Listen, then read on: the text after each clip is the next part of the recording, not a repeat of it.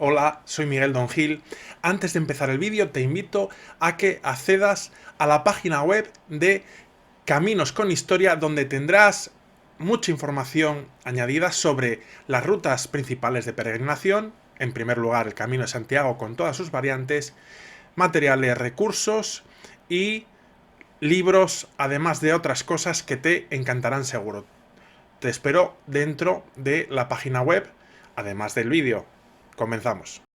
Bienvenidos a un nuevo episodio de Caminos con Historia, y hoy específicamente vamos a hablar de las peregrinaciones jacobeas del archiconocido Camino de Santiago, y vamos a hablar específicamente de su adaptación a nuevas tecnologías, a cómo se puede divulgar y acercar a todas las personas, por muy lejos que estén, el Camino de Santiago y facilitar su conocimiento, el de su patrimonio, de su historia y toda la realidad que como patrimonio cultural y material tiene.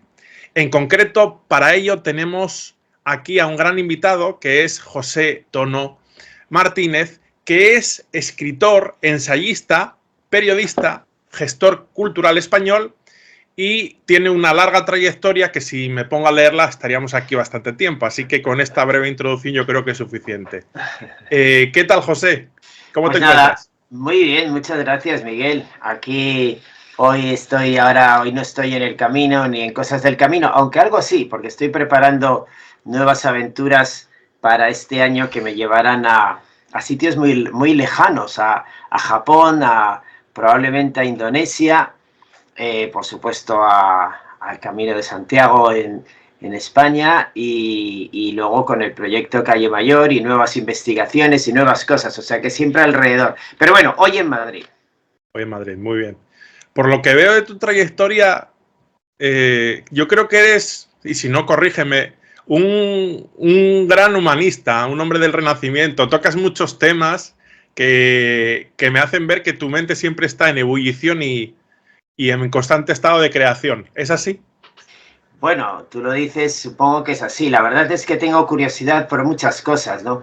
Alguna vez un amigo en Argentina, precisamente hace poco en realidad, este año pasado, estuve allí dando unas charlas sobre el Camino de Santiago también en el departamento de Misiones al norte, que tiene mucho que ver con el camino, porque ahí tienen el camino entre las misiones jesuíticas, también hacen otros caminos, en fin, que tiene Sí. algunas similitudes. Total, que estuve dando unas charlas y luego una noche hablando con un amigo periodista, contándole en un debate como el tuyo de hoy, y entonces hablé de las cosas que hago y dice, pero entonces tú eres un todólogo, haces de todo. digo, yo soy un poco todólogo, es verdad. Entonces, bueno, yo estudié antropología, filosofía, eso me llevó, además yo entré en el camino muy pronto, cuando tenía apenas 19 años, 20, estamos hablando a finales de los años 70, la suerte de tener un profesor, Carmelo Lisonto Lozana, uno de los grandes estudiosos del camino en antropología, las peregrinaciones, que nos explicaba aquello y me empezó a interesar en la facultad. Y además es que este hombre era íntimo amigo de Elías Baliña, el creador de la flecha amarilla. Claro, estamos hablando a finales de los 70, yo tenía 18, 19 años. Entonces, bueno, pues ya allí me empezaron a interesar todo lo que era el fenómeno de las peregrinaciones. Yo todavía no había hecho el camino y tardaría tiempo en hacerlo, pero sí a estudiarlo, estudiar esa peregrinación y otras peregrinaciones, ¿no? Entonces me interesó mucho cómo las peregrinaciones y los caminos estos especialmente eran caminos de iniciación, ritos de pasaje, lugares en donde se cambiaba de una posición a otra. Cada peregrinación es distinta, había Sí. peregrinaciones antiguas, griegas, romanas, en fin, todo tipo de cosas, y peregrinaciones contemporáneas. Y luego ya me empezó a interesar otras cosas. También en los 80 pues tuve mucha actividad con lo que se llamó la movida de Madrid, la Luna de Madrid, el cambio cultural, la transición cultural. Entonces me dediqué mucho al arte, a la cultura.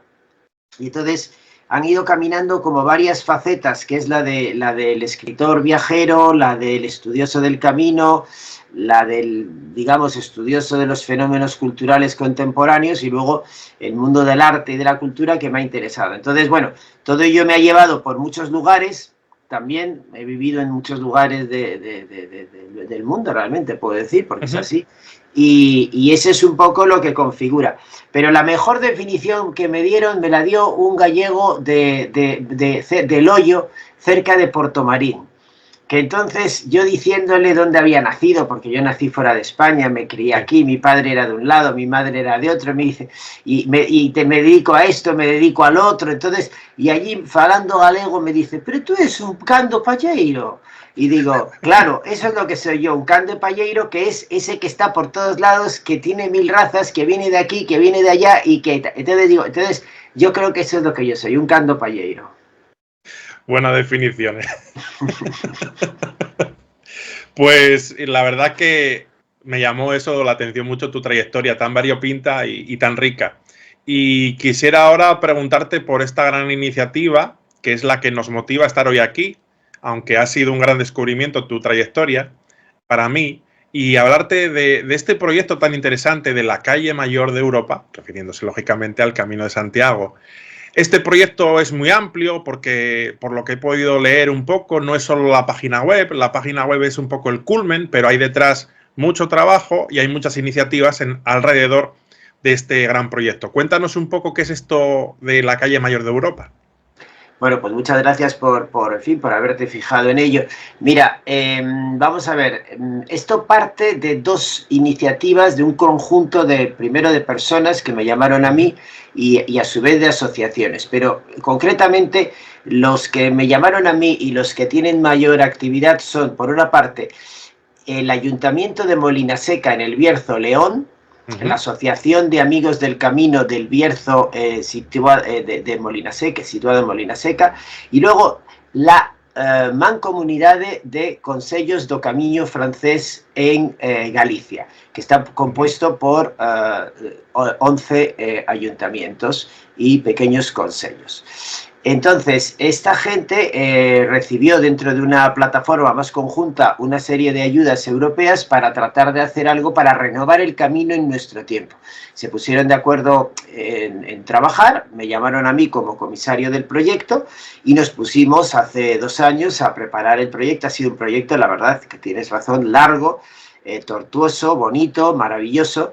Y entonces, quizá el primer lema que nosotros teníamos era tratar de recuperar un poco la autenticidad del Camino de Santiago. Este era como el primer mandato, decir, a ver cómo hacemos recuperar el Camino de Santiago desde el punto de vista de un redescubrimiento que tenga que ver con su esencia verdadera y primitiva. Sin despreciar otras visiones, por supuesto, y incorporándolas todas, pero buscar ese camino auténtico que entronque con lo que todos queremos del Camino de Santiago y lo que ha venido siendo. Entonces, para ello definimos un programa pues ambicioso y complejo. Por un lado, se trataba de recopilar historias y relatos que se narran actualmente en el camino en relación con los relatos y las historias antiguas. Por tanto, nos queríamos convertir como en unos contadores de historias del pasado. Por otra parte, decidimos ponernos en comunicación, primero investigando, buscando los nombres, con lo que llamamos inicialmente las almas del camino. Bueno, primero las llamábamos personajes importantes, terminamos llamándolos las almas del camino. Entonces, por tanto, por un lado eran historias, documentación, hablar con mucha gente, un trabajo de antropología de campo enorme. Por otro lado, con las personas hacer entrevistas, elegimos 18 personas de todo el camino, desde Somport y Roncesvalles hasta, por supuesto, Santiago, Fisterra y Muxía. Entonces, 18 personas que nos iban a contar sus experiencias. Estas personas tenían que ser personas mayores, decidimos que fueran personas mayores, ya de una edad, van entre 60 y tantos y 80 y tantos, y que han dedicado toda su vida al camino, que se han sacrificado por el camino, como estudiosos, como hospitaleros, como, en algún caso, como gestores, pero gente que defiende esa idea de la autenticidad del Camino de Santiago y su tradición. Elegimos gente joven también, porque claro, teníamos, en la contraparte era elegir lo que hemos llamado los legados. Entonces hemos elegido chavales y chavalas 40, entre 16 y 17 los más pequeños y las más pequeñas, y 30 y tantos que representan lo contrario, la continuidad. Es decir, que trabajan en un albergue, sirven copas en un bar del camino, quieren el camino, lo aman, a veces son guías en un pequeño pueblo, colaboran igual con su familia de hospitaleros. Es decir, la gente que está ayudando al camino para trasladar el testigo, el legado. Luego, claro, todo eso ahora se dice fácil, pero el conseguirlos, documentarlos, era muy complicado. Luego, con un equipo, del mismo equipo de fotógrafos, periodistas de primerísimo nivel, había que contactar con los profesionales con los cuales íbamos a recorrer todo ese camino. Imagínate, estamos hablando de muchos kilómetros, sí. Quedar con cada una de estas personas, hacerles entrevistas, hacerles podcast, etc.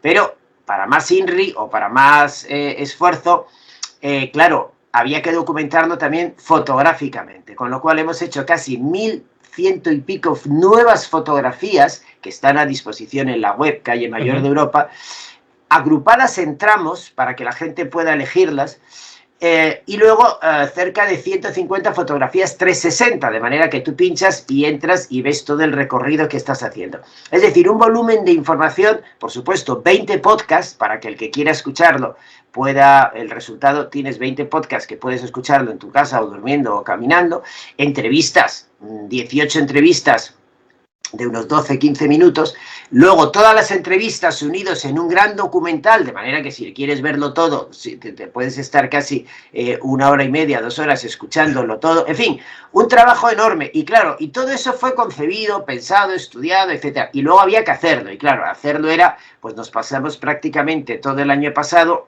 pues recorriendo todos los lugares, porque, hombre, a veces no exactamente eran seguidos, sino hacíamos como expediciones. De repente dice, bueno, expedición Navarra, venga, nos vamos a Navarra, allí a toda la gente claro, había que tener un equipo también de localizadores, de documentación, de arreglar las agendas.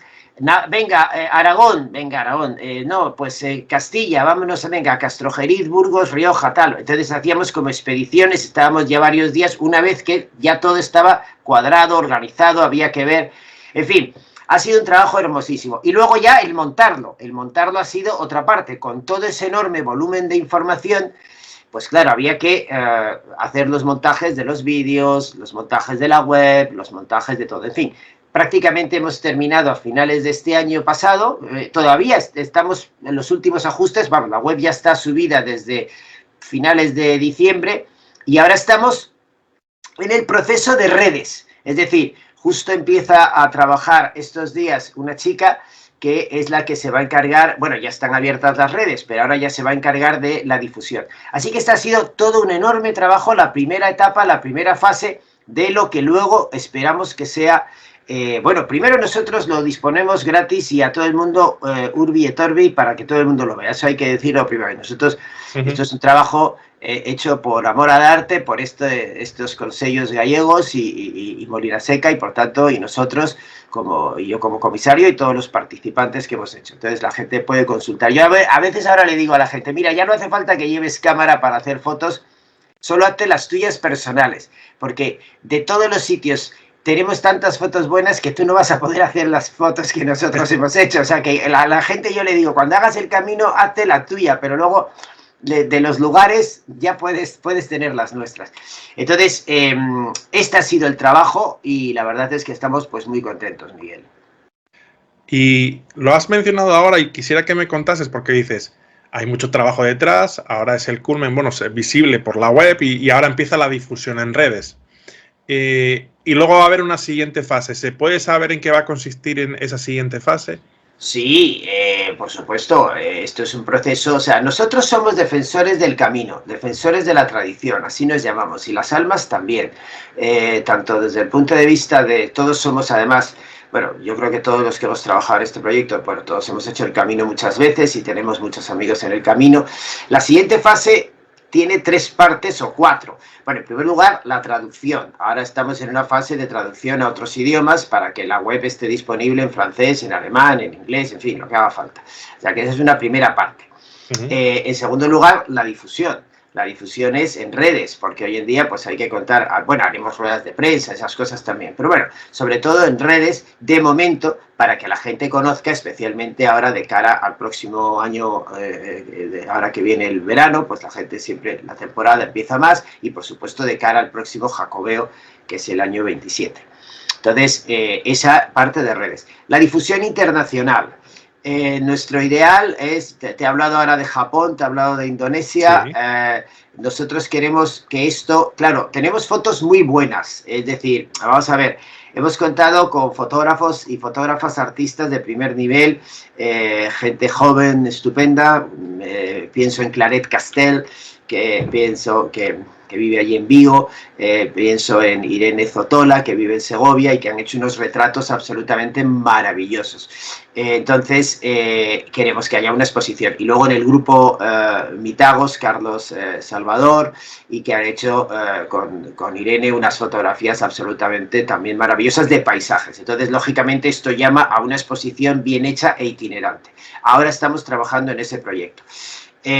La exposición queremos que sea nacional e internacional.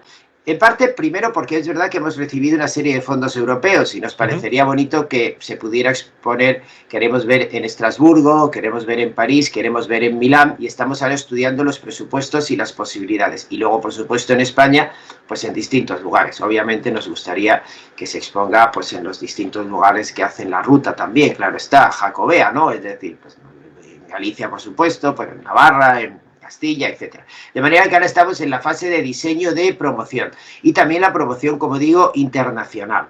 Así que esto es un poco el camino. Y luego también hay otra posibilidad de ampliación que todavía no la tenemos, o sea, estamos pensando, pero no estudiada, y es que, bueno, sí, en realidad nosotros nos hemos centrado en el camino francés, en la ruta, digamos, de los Pirineos hasta Fisterra. Pero bueno, realmente, por ejemplo, pensamos que deberíamos elegir también dentro de Francia pues 3 o 4 almas para cumplir con la vía tolosana, en fin, o la vía de lionesa, incluso en Italia, en fin. Pero todavía todo esto está en estudio. Pero bueno, nosotros ahí vamos creciendo. Un proyecto muy ambicioso, pero la verdad es que me parece interesante, sobre todo por ese enfoque que hacéis tan integrador, ¿no? Del patrimonio, la cultura, las tradiciones, porque el Camino de Santiago, como patrimonio cultural y material de la humanidad, pues no es solo, no hay que entenderlo en sí mismo como únicamente el trazado o el trayecto del camino, sino la gente que vive alrededor, la gente que lo sostiene, las culturas que hay en torno al camino, y en la web se ve perfectamente eso, todos esos enfoques integrados.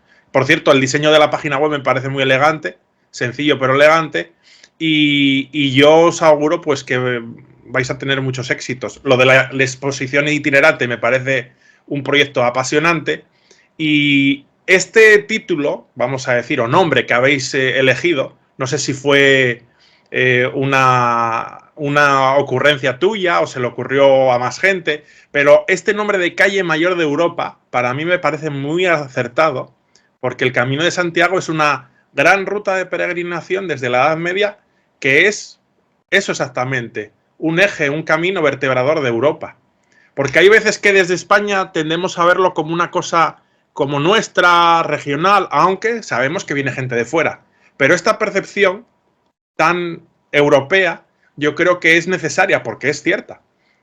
¿A quién se le ocurrió esta idea? No, esta idea se le ocurre directamente al ayuntamiento, o sea, bueno, digamos, Molina Seca y el Consejo de Ayuntamientos. Ellos tenían muy claro al crear la asociación y al crear el proyecto que había que entroncar precisamente con la raíz europea de lo que es el camino y las peregrinaciones antiguas, porque las peregrinaciones efectivamente no es una idea, como dices tú muy bien, nuestra, de decir esto. Al contrario, el camino es un camino europeo desde el principio. Tú fíjate que, por ejemplo, cuando tú miras el mito de Roldán, por ejemplo, de Carlomagno, a Carlomagno, por ejemplo, en ese sueño que aparece ahí citado en el Códice Calixtino, ya le dicen que tiene que venir a España a hacer el camino y a restaurar el camino, y todavía en realidad no estaba puesto, no se había producido ni el redescubrimiento de los supuestos restos de Santiago. Es decir, el camino en realidad es una historia milenaria de vertebración que se pierde en la noche de los tiempos, incluso antes del mito y las leyendas de Santiago. En realidad ya era un camino de, por ejemplo, nosotros entrevistamos a Antón Castro, el gran estudioso gallego de las Pedras do Avalar, de Muxía, y entonces él ya te habla claro, del camino neolítico. Dice, si es que aquí ya la gente venía desde hace 3000 años precisamente a bailar con estas pedras y precisamente a sentir que entraban en contacto con esas fuerzas telúricas. Luego estaba el camino celta, los celtas que llegaban ahí al confín del mar, que venían esos pueblos de hecho, la conquista y la ocupación, los irlandeses lo dicen, de Irlanda viene desde Galicia, es decir, que es desde Galicia donde llegan los pueblos celtas y de allí se trasladan a Irlanda. Entonces, luego viene la romanización, el Arasolis, el culto al sol, y luego viene la sincretización con las tradiciones cristianas. Es decir, por tanto, es un camino maravilloso, increíble. Uy, es que es un misterio el camino, es algo muy raro, porque hay muchas peregrinaciones y como te dije, yo he estudiado unas cuantas, sí. Pero realmente una ruta de peregrinaciones que esté en activo desde hace tanto tiempo no es muy rara en Europa, en el mundo, y que además hoy en día sea una ruta a la que, como has dicho tú muy bien, viene gente de todos los lugares del mundo.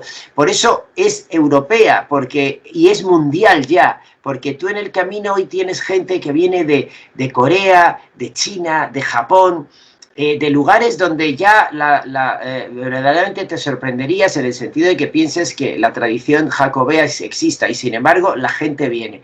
Por tanto, es un fenómeno ya casi mundial, así que llamarla la calle mayor de Europa es porque Europa se vertebró efectivamente haciendo este tipo de peregrinaciones. En la Edad Media precisamente, pues las peregrinaciones era la manera en la que la gente salía un poco de sus pueblos y durante un periodo largo, porque tenían que venir andando y volver andando, salvo los que, bueno, gente que venía en barco, por ejemplo, de Inglaterra.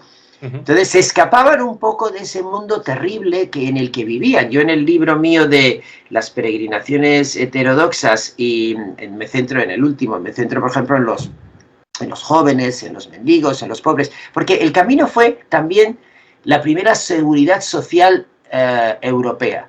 Ten en cuenta que en el siglo XI, XII, XIII, en ese periodo, pues al final la gente vivía en condiciones muy tristes y muy lamentables, o sometido al dominio de un marqués, de un conde. Ahora resulta que si tú decías que eras peregrino, te tenían que dejar salir. Y entonces resulta que durante 6 meses te ibas a hacer esa peregrinación, había derecho y obligación de atenderte hasta 2 o 3 días en cada uno de los hospitales, así se llamaban, albergues, hospitales, que se ponían, de darte de comer, de curarte. Fíjate, en aquellos momentos que no había ni medicina, resulta que te podían curar. De manera que había mucha gente que lo hacía para escapar del yugo un poco opresor, y mucha gente no volvía.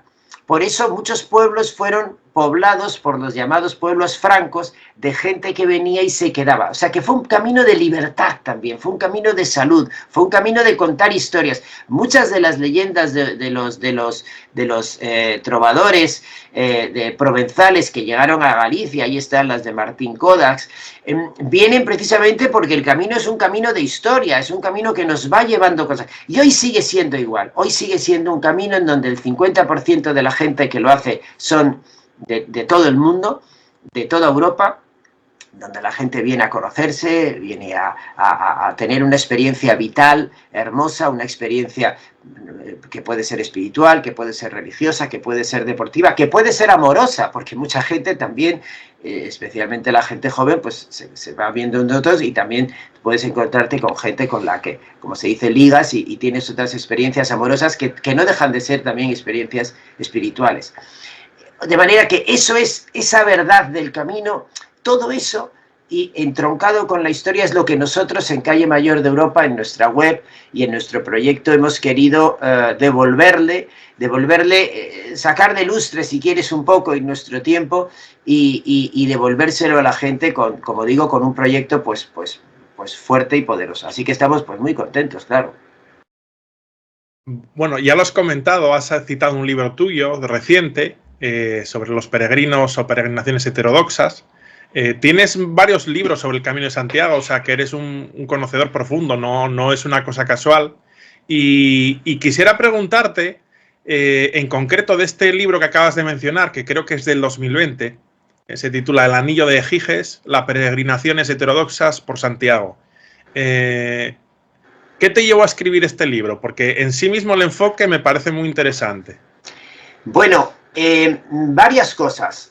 En primer lugar, bueno, yo había escrito, yo publiqué en el año 96 mi primer libro sobre el camino, se llamaba Cantigas de Andar, que era un poco, digamos, un conjunto de textos más, digamos, espirituales y, digamos, para aquel caminante que iba haciendo el camino. Entonces, Sí. de hecho, ese libro, el de Cantigas de Andar, lo utilizó la Xunta Jacobea, a las cuales les agradezco mucho, en el Jacobeo del 2003-2004, como el libro ilustrado por un gran artista gallego, vigués, Darío Basso, fue el regalo jacobeo oficial que regalaban a las autoridades en aquel jacobeo. Entonces, bueno, luego ya pues, seguí con mis trabajos, hice otro libro que se llama Mitos y símbolos del Camino de Santiago, Hijos del Trueno, mitos y símbolos, con un prólogo de Carlos García Gual, el gran helenista, y que además investigué nuevos trabajos sobre, por ejemplo, Prisciliano, según Carlos García Gual, pues una interpretación, digamos, brillante, pero ahí me centraba en los mitos cristianos, los mitos celtas, los mitos romanos, y luego el de las peregrinaciones, este del Anillo de Giges, me llevaron dos cosas. En primer lugar, mis estudios sobre Valle Inclán y la Lámpara Maravillosa, que es uno de los libros centrales del Camino de Santiago, escrito en 1910, publicado en 1916, y para Valle Inclán, pues su libro más importante, en donde él hace una interpretación simbólica del Camino de Santiago utilizando precisamente el mito de Giges, el mito del anillo, que como sabes es un mito platónico muy bonito, que luego va a utilizar Tolkien en el mito del anillo. Es esa historia de un pastor que se encuentra los restos de un guerrero enterrado, los restos son los huesos, las calaveras, etcétera, luego los huesos, pero hay un anillo, le saca el anillo, se lo pone, le da la vuelta y obtiene la invisibilidad. Entonces esta idea de este pastor tracio, estamos hablando de un mito de 2000, 3000 años, va a seguir dando vueltas, y Valle Inclán la lleva a Galicia también, como la lleva Cunqueiro, como la llevan otros estudiosos, Manuel Murguía, etcétera. Y entonces el camino se convierte también en un camino de iniciación. Esa lámpara maravillosa es la que hace que el caminante se vuelve, digamos, el caminante deviene en peregrino. Es como decir el hombre nuevo, la mujer nueva que nace. Entonces, mi libro, ¿qué quería abordar? Bueno, yo no me gustaba la imagen de la foto fija que tenemos a veces, me refiero en la Edad Media, del peregrino sacrosanto. Parece como que en la representación icónica parece que es como pues un señor que va con su escarapela, con su sombrero, con su bordón, y que es como un personaje santo emblemático que va allí caminando, etcétera, y parece que hay esa imagen. Entonces yo dije, no, eso no es así.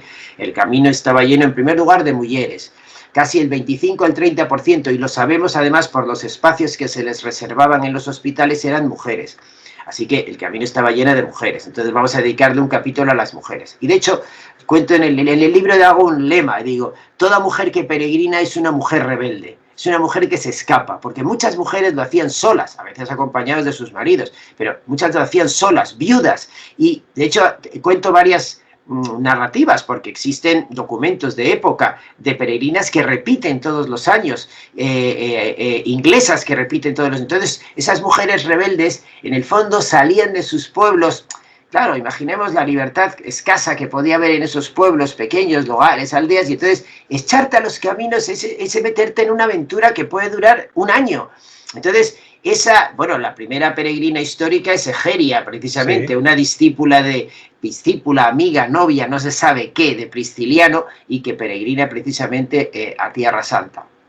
Entonces, me quise centrar en las mujeres, en las beguinas, en las beguinas, que son esas mujeres fantásticas en la Edad Media que también peregrinaban solas o que se establecían en pequeños conventos para huir también un poco de lo que diríamos hoy el mando de los hombres, de las familias patriarcales, todo eso. Entonces, le dedico un enorme capítulo a las mujeres. Le dedico otro a los niños, porque claro, los niños, alguna vez alguien se habrá preguntado, cuando lees el episodio de las cruzadas famosas, esas de los niños que querían ir a Jerusalén, ¿alguna vez alguien se habrá preguntado, ¿y de dónde salían tantos niños? Porque ¿cómo es que se juntaron miles de niños? Es que el camino estaba lleno de niños y los caminos estaban llenos de niños porque había numerosos niños abandonados. Entonces yo me he centrado en estudios muy importantes medievales, donde los cuales tenemos censos, incluso en España.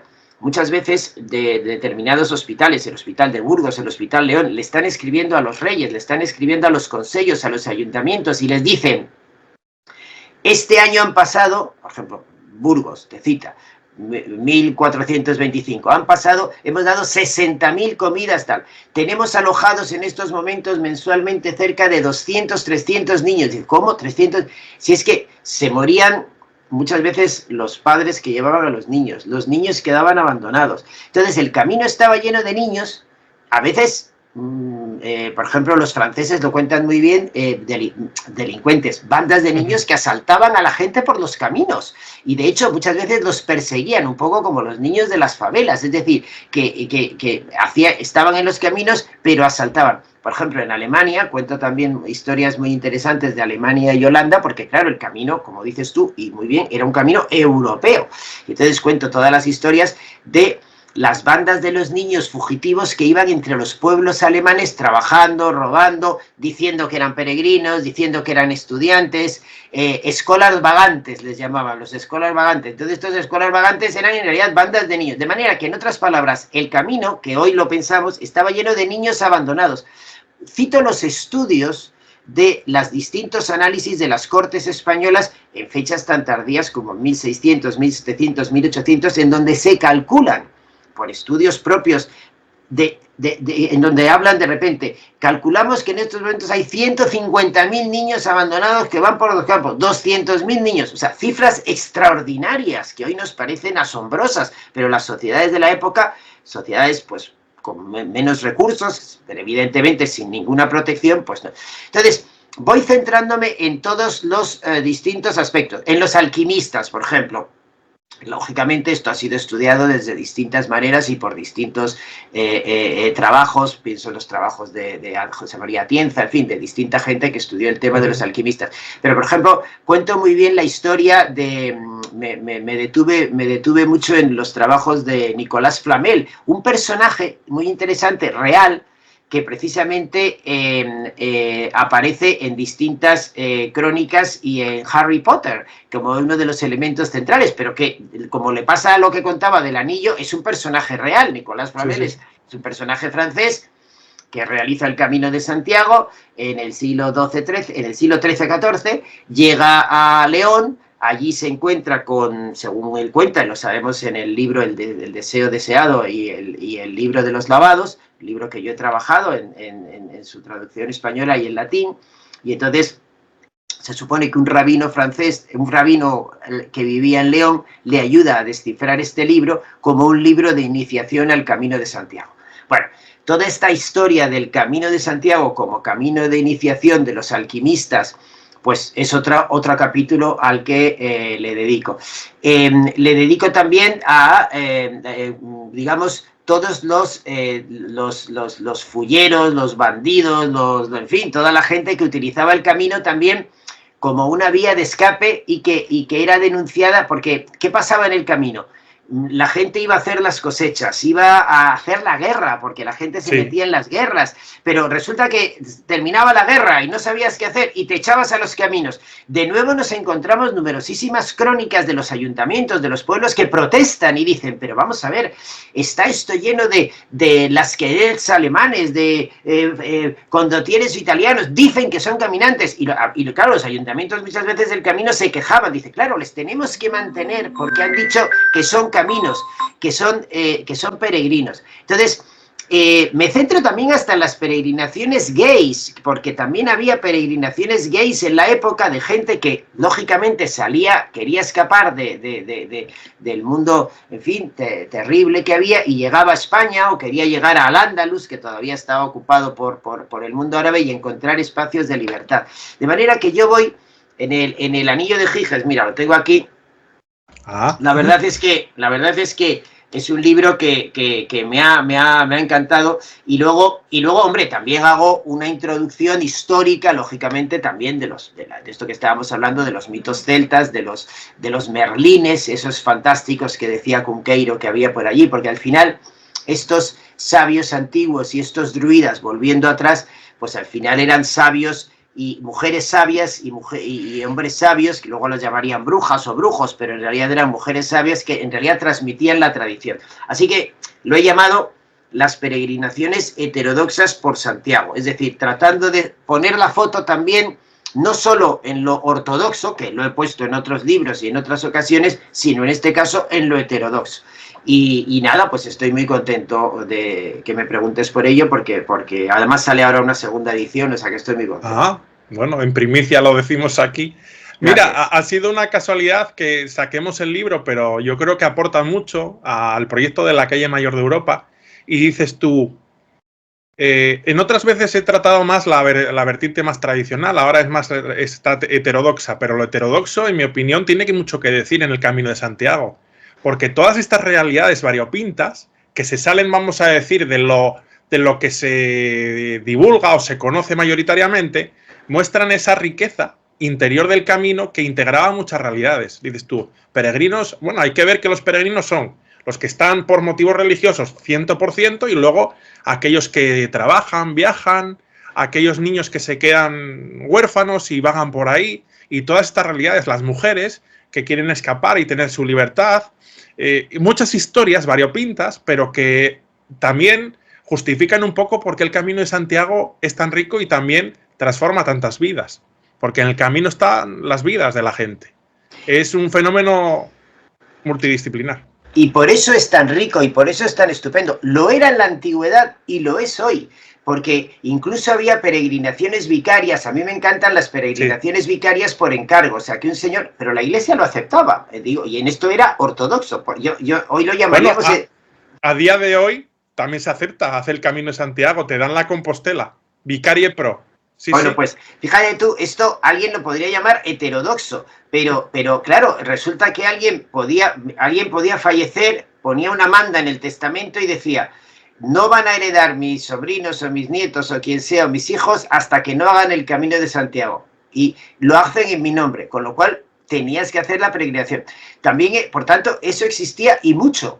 Y lo encargaban reyes, personas, por testamento, pero también existían por negocios, porque en realidad el camino, hemos mencionado ahí colateralmente, y sigue siendo hoy, cuando la gente dice, bueno, es que en el negocio se hace camino. Bueno, si es que era un camino de negocios, porque mucha gente utilizaba el camino, que era una ruta segura, entre comillas, pero no era una ruta segura, precisamente para traer bienes entre Europa y España. Toda la ruta, en realidad, original de la lana, que va a recorrer todo el camino, por ejemplo, Castrojeriz, pensamos que era una... Pero si es que naturalmente pasa de ser el Camino de Santiago a ser la ruta de la lana que va a recorrer toda Castilla, o la ruta de los gallegos que utilizaban el Camino de Santiago para ir a segar a los campos de Castilla, y luego volvían a subir por las mismas rutas de El Bierzo y Ocebreiro para volver. O sea, que era un camino en realidad también de comunicación, como antes dije, también de leyendas, de canciones,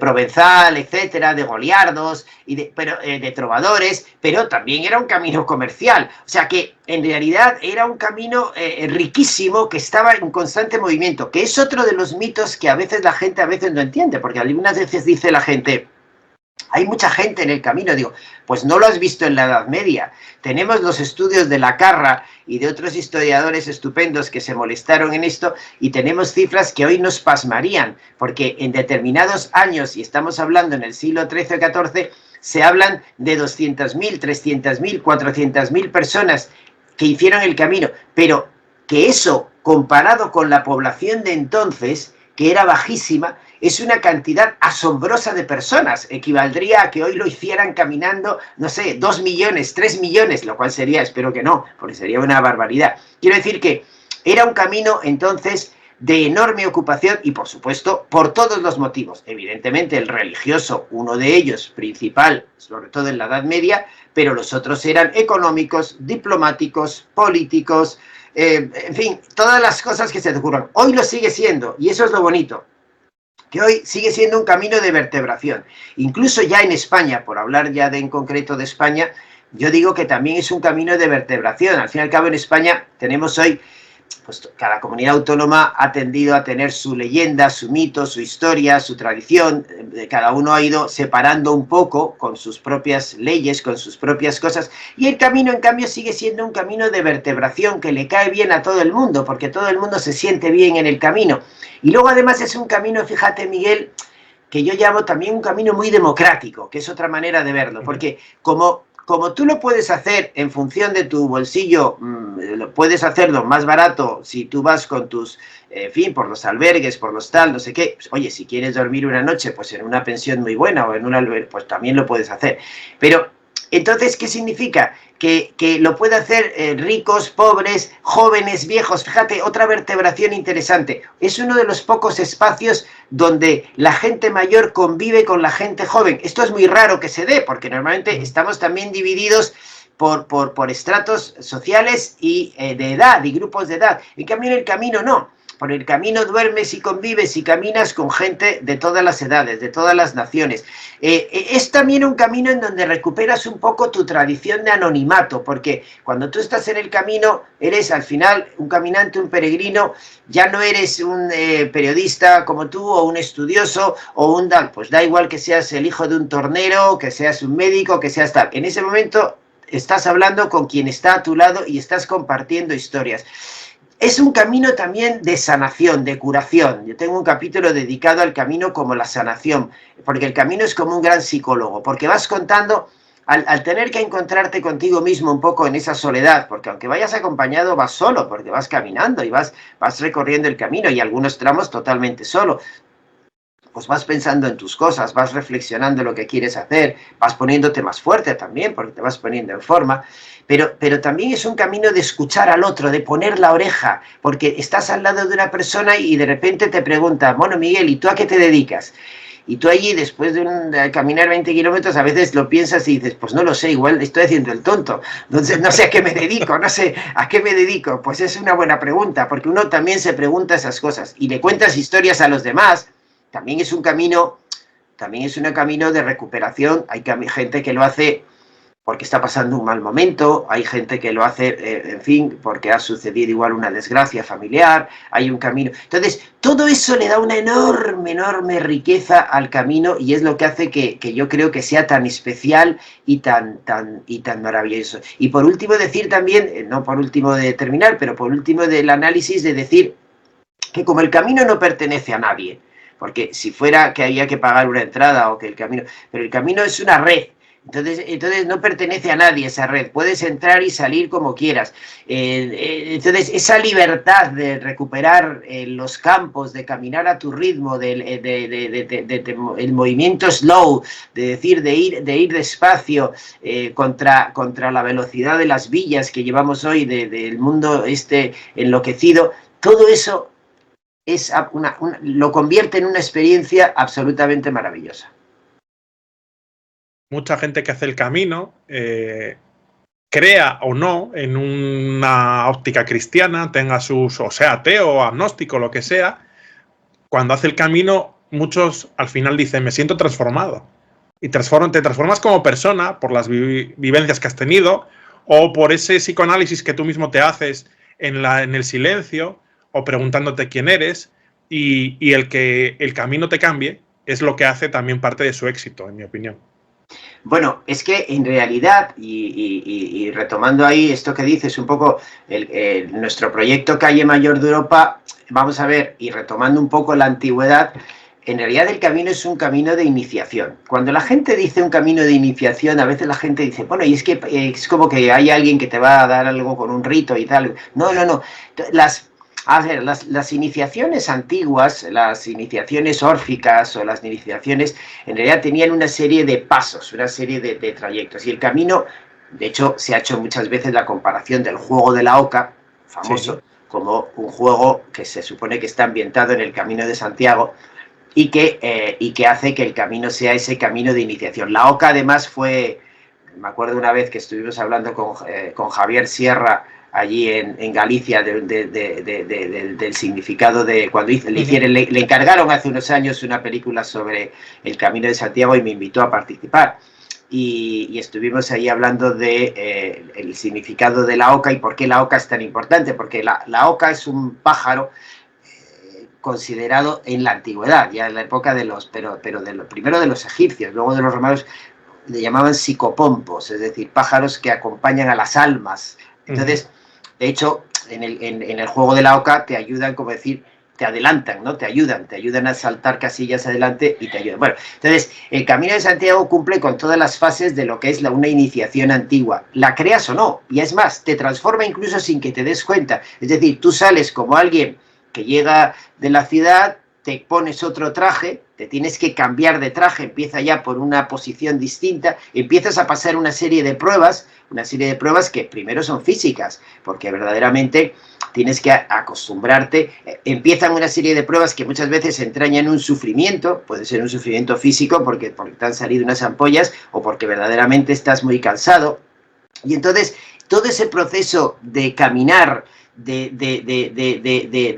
dejar al caminante para transformarte en otra persona, en un peregrino, es precisamente ya en sí mismo un proceso de iniciación hacia el ser nuevo, hacia la persona nueva, hacia el hombre nuevo. Por eso también existía la tradición antigua de quemar las ropas cuando llegabas a Santiago o a Muxía o a Fisterra, quemar las ropas, porque simbólicamente querías quemar aquel ser antiguo que traías para dar florecer al ser nuevo, al hombre nuevo. Bueno, pues eso es técnicamente lo que es un proceso de iniciación. Por eso el camino es un proceso de iniciación y yo le digo a la gente, no te preocupes que te vas a iniciar aunque no quieras. O sea, si lo haces de verdad, hombre, si eres un turigrino que vas allí en un autobús y te llevan en taxi, eso ya claro. Ese ya no es. O si eres un lavacollo, oye, a mí me ha ocurrido, Miguel, esto me ha ocurrido de estar terminando el camino, bueno, claro, muchas veces por Lavacolla, el camino francés. Oye, ver bajar, esto te lo digo de verdad, ver bajar gente disfrazada, porque no le puedo llamar más que disfrazada de peregrino, del avión, para hacerse los últimos 8 kilómetros y entrar en Santiago caminando como si fuera un peregrino. ¿A ti qué te parece? No, la verdad que eso... Ahora, hay gente que pensará, bueno, soy peregrino, he llegado caminando. Digo, sí, hombre, has llegado caminando, pero bueno, en fin, eso no me parece. Pero bueno, volviendo a lo nuestro, que es un camino de autenticidad, pues en realidad esa iniciación, ese cambio se produce, quieras o no quieras, porque si lo haces con ese sentido de autenticidad, que es lo que nosotros hemos querido recuperar, esa es la idea. Ahí recuperas un poco incluso hasta tu juventud. Yo siempre digo que el camino es un poco como una fuente de la juventud, porque primero te pones en forma, que es verdad, y segundo, recuperas un poco... ¿Sabes qué pasa? En el camino también nos damos cuenta qué es lo que distingue a un joven de una persona mayor. Primero, que tiene menos dinero, lo cual está muy bien porque en el camino. Segundo, que tienes menos cosas y no las puedes llevar. Todas esas propiedades que tenemos en la ciudad y que nos caracteriza, en el camino no las tienes porque tienes una mochila que puedes llevar muy poco y puedes llevar todas los ídolos de la tribu, como decía Francis Bacon, los ídolos de la tribu, los ídolos del teatro, todas las ideas esas preconcebidas que tenemos, las vamos reanalizando, las vamos rompiendo. Y entonces, en cierto modo, nos volvemos un poco jóvenes, los que ya tenemos una edad, y volvemos un poco a tener una posición de apertura. La persona joven se caracteriza por ser abierta, por ser apertura, no tiene tantos prejuicios a la hora de juzgar a los demás, porque quiere aprender, porque necesita aprender, porque necesita escuchar. Entonces, el camino también tiene ese aspecto de volver a ser jóvenes y volver a aprender, volver a escuchar, volver a pararte, volver a sentir con los demás, volver a consonar con el bordón. Yo defiendo mucho el bordón frente a las cosas estas, los palos nórdicos, esos que horrible, que hacen un ruido horrible. Y sí, porque el camino, Miguel, el sonido del camino, lo estudia Marius Schneider muy bien esto, la Edad Media, el sonido del camino, que era casi el sonido de las estrellas, era un sonido sordo. En la Edad Media, el golpe de los peregrinos que llegaban con su bordón de avellano o con su bordón de fresno era como un zumbido, ¡pum!, pum, pum, pum, y a lo lejos oías casi como una santa compañía, veías a estos peregrinos que venían allí bien cubiertos con pum, pum, pum, pum. En cambio hoy esta moda de los palos nórdicos es absurda, primero porque no estamos en Noruega ni hay nieve, o sea que ya empezamos por ahí. Y segundo, es una raca, entonces lo que oyes es de repente ver un grupo de gente raca, entonces parece una carraca de gente que llega. Entonces yo soy un gran defensor también de la tradición del bordón tradicional, que hay que hacérselo o que te lo regalen, y volver a recuperar el sonido tradicional del camino. Pero bueno, cada uno que haga lo que quiera. Pero vamos, la verdad es que ahora que lo dices es interesante porque el bordón está en extinción casi total. Ver ahora el bordón es raro. Pues yo lo defiendo, y de hecho en Calle Mayor de Europa, en nuestra web, la portada es un conjunto de bordones allí puestos. Y hemos entrevistado en el capítulo de Almas Legendarias, que son las almas fallecidas, que también tenemos un capítulo, a grandes bordoneros, a gente que daba bordones, los hacía y los regalaba en el camino, que era la tradición antigua, regalar el bordón. Cierto. O que te lo regalaran o te lo dieran, etc. Así que yo espero que también nuestra web sirva para recuperar esa vieja tradición que, o sea, no es que esté en extinción, pero son modas. ¿Sabes qué pasa? Que la gente no sé por qué cree que tal. Alguno dice, no, es que mueves las dos manos. Digo, hombre, vaya tontería, en el bordón siempre lo que hacías era cambiarlo. Unas veces caminabas con la izquierda y otras con la derecha. Y luego el bordón tiene otras cosas importantes. El bordón es largo, el bordón en las bajadas y en las caídas te defiende porque lo colocas por delante y te frena en las bajadas. Y luego cuando vas llaneando y caminando, el bordón te permite mover el brazo hacia adelante y caminas más rápido y te mueves.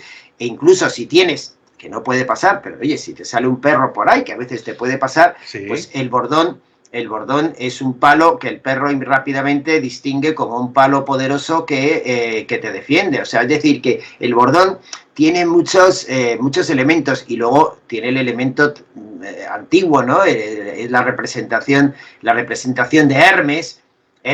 Mira, Hermes es la representación de Hermes Trimegisto, 3 veces sabio, y que era al que le rendían los antiguos, era el señor de los caminos, el señor de Mercurio, el señor de la comunicación. Y esas piedrecitas, que es, mira, acordándome de Hermes, me acuerdo de esa tradición, que es muy bonito, porque a veces la gente no lo sabe, porque el camino arrastra tantos sincretismos antiguos que eso es lo que lo hace tan rico. Entonces, esos hitos de colocar piedrecitas en los caminos para indicar por dónde vamos, que es un homenaje a Hermes. Esas son las hermiadas que se le ponían de homenaje a Hermes.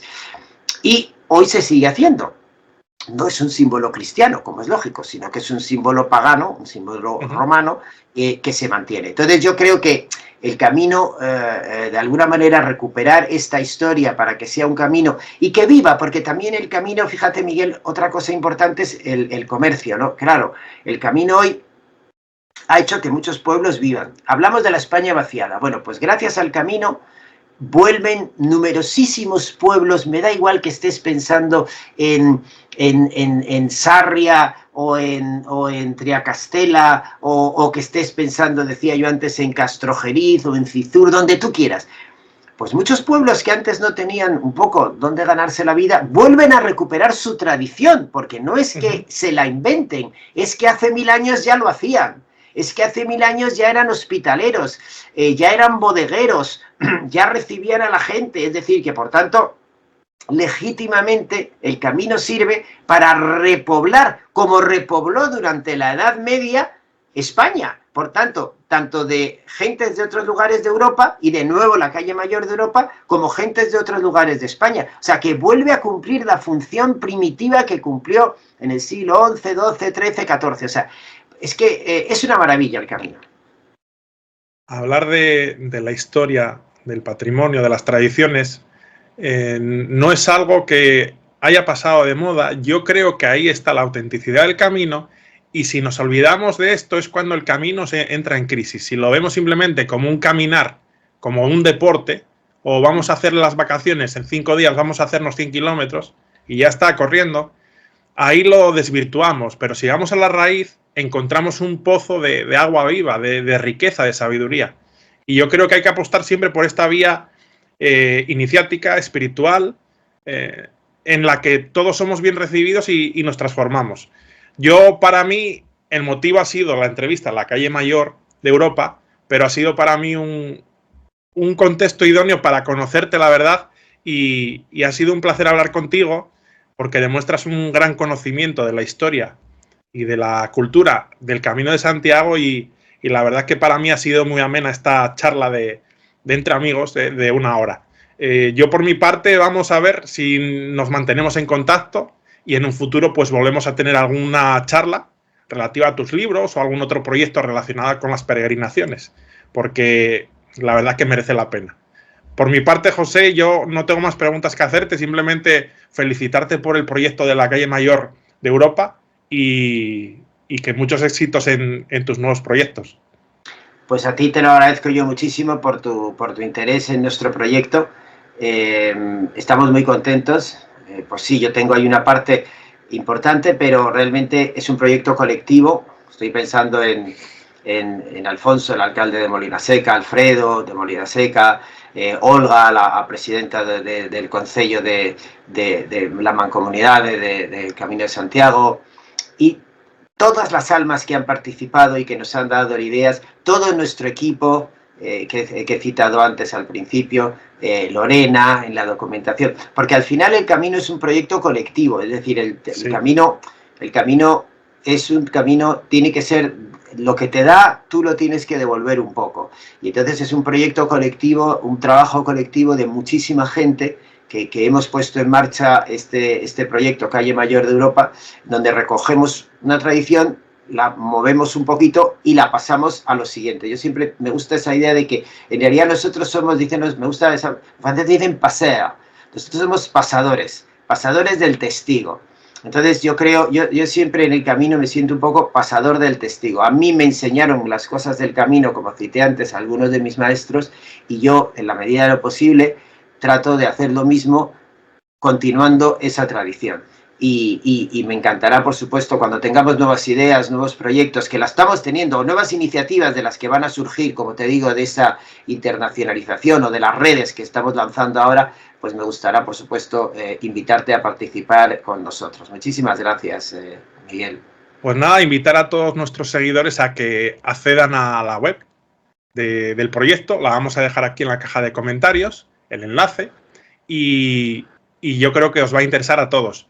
Sin más, nos despedimos hasta un nuevo episodio en Caminos con Historia, en otra etapa del camino o en otras peregrinaciones también, pero siempre en Caminos con Historia. Un abrazo a todos. Gracias, buen camino. Y si te ha gustado el episodio de hoy, antes de decirnos adiós, pásate por nuestra página web y curiosea, como te dije al principio, todo el contenido que tenemos para ti. Un abrazo y buen camino.